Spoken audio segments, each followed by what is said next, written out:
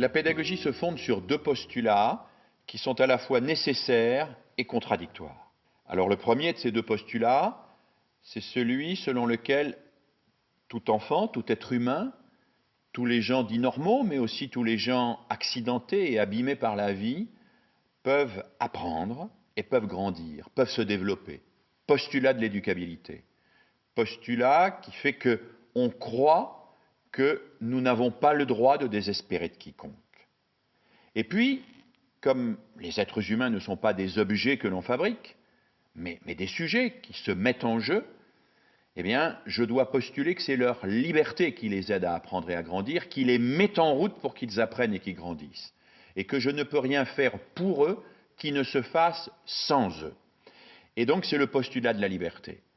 Alors, entre le principe d'éducabilité et le principe de liberté, ou plus exactement avec le principe de liberté et le principe d'éducabilité, dans cet arc électrique de l'éducation, alors là, il y a la pédagogie qui crée des situations techniques, et qui crée des situations didactiques, d'éducation, pour que chacun mette en jeu sa liberté.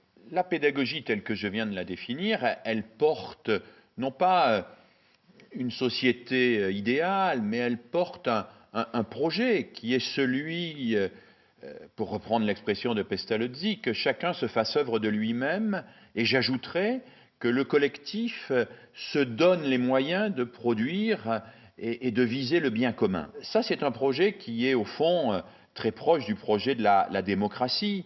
Dans les dictatures, il y a assez peu d'éducation, il y a beaucoup de dressage. On enseigne un catéchisme et il faut que les gens obéissent au catéchisme.